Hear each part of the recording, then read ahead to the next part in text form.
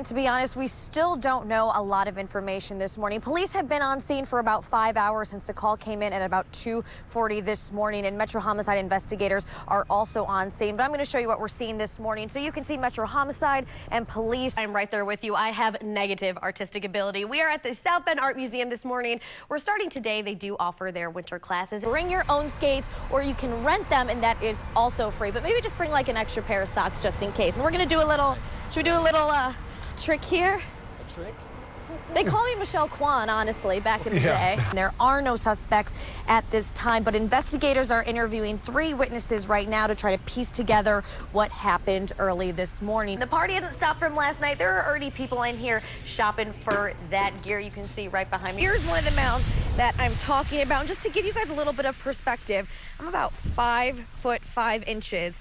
And you can see this snow comes about to my knees. And speaking of carvers, we're going to show you one of the ice sculptures that I did help carve a little bit this morning. Now, this is a giant horse head chest piece. Doors open to University Park Mall this morning at 6 a.m. And there were already people here at around 5:45 trying to get those deals. We're in front of JCPenney right now. It's a very popular store for Black Friday shoppers. What's happening is after they come through and clear the roads, a lot of the snow is blowing back on the roads and causing a lot of slick spots. Right, it is still very fresh in the investigation. Police actually just got on scene. You can even see there is a bicycle lane right in the middle of the road. The whole situation was pretty frightening for the victim. Now, I'm on the south side of town at Irish Hills apartment. This incident happened at a separate residence last night at about 8 p.m. and we do not know yet what the call came in for. I want to show you more of this scene right here. I mean, just check this out. These roots were literally taken up from the ground. We're hanging out with some cute little baby animals this morning. This is Mr. Quackers right here. We're gonna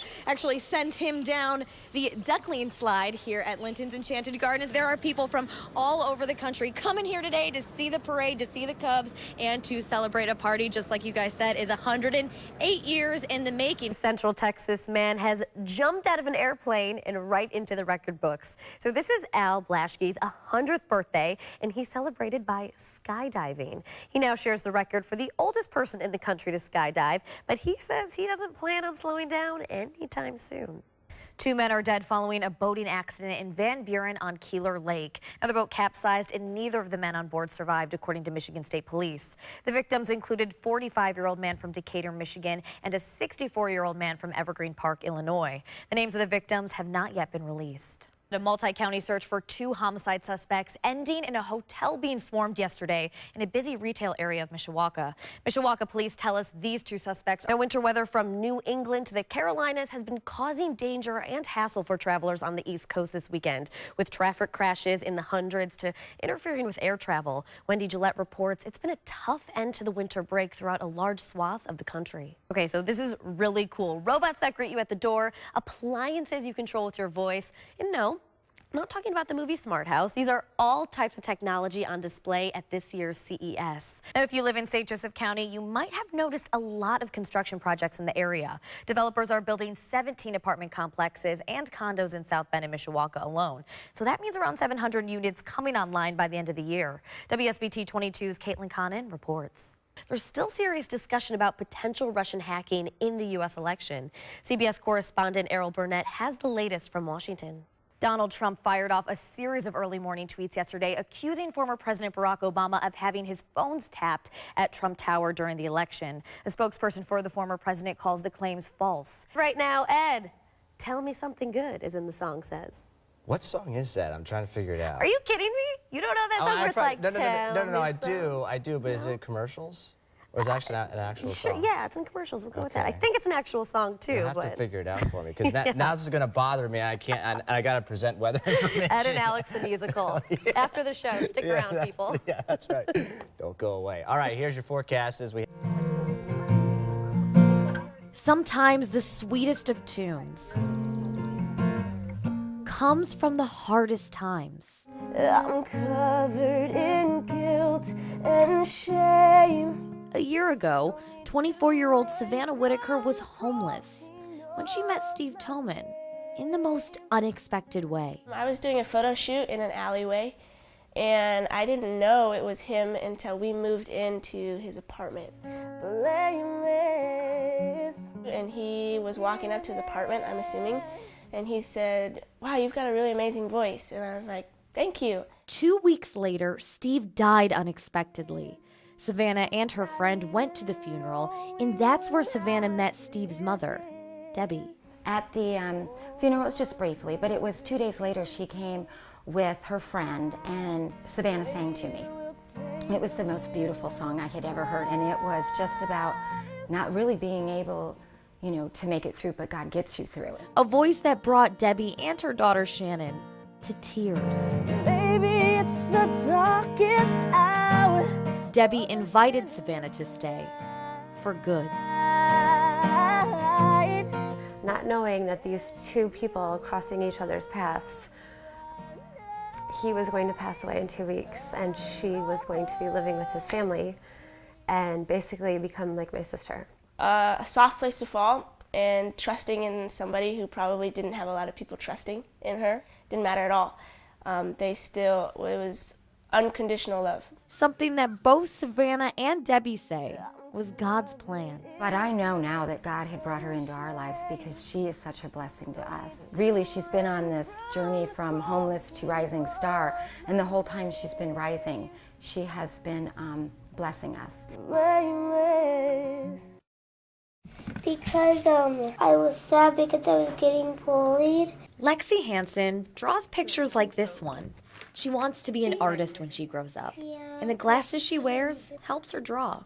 He just says I look weird and I have googly eyes. That's what Lexi's bully calls her. She came home one day and she was crying, and I'm like, "What's wrong?" And she's like, "Well, he pushed me down the stairs on the bus." So what's being done to keep kids like Lexi from being bullied? Indiana schools have statewide initiatives like Positive Behavioral Interventions and Supports, or IPBS. It pushes for positive character development with rewards. When we really believe that we have a true bully, defined by the books, we try to give them, counseling. We hook them up with the social worker. Our social worker or counselor will reach out to families to get them referrals to outside agencies. But it's important, that is very important, to remember that it's not just about the victim, it's also about the person bullying, because they're hurting too. Marshall primary student Jayshawn Caldwell used to be a bully. Well, I had started bullying when I was like 9 years old, then I stopped. Then I just protect people. South Bend schools are taking prevention to the next level by training people in character education and citizenship. There's lots of barriers, but again, the research shows social and emotional learning is important. So we try to capitalize on teaching kids how to be good citizens, what it means to care about another human being, and to always reteach, because we know that we're battling against different forces, and we really are. To help vibrant young kids like Lexi. I would say that you are in the inside you're good, and out the outside you're good. And stop bullying. A story more than 40 years in the making. But the part that kind of got me is right there. Her signature. Starts with a piece of paper. I opened up the envelope, which gave me something that almost everyone takes for granted, to look at their birth certificate. And here I am at the age of 43 looking at a document that I didn't even know existed. James Burns started his search for his birth family 30 years ago. But it was important to me to know the background of how I came to be. So I searched.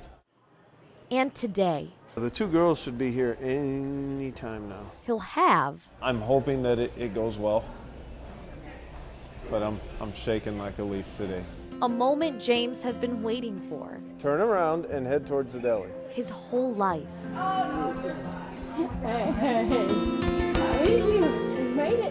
Biological cousins and aunts met James for the first time at Martin's Supermarket. How can you put it into words?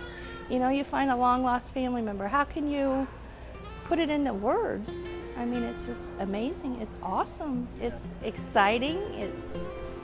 It's just mind-blowing.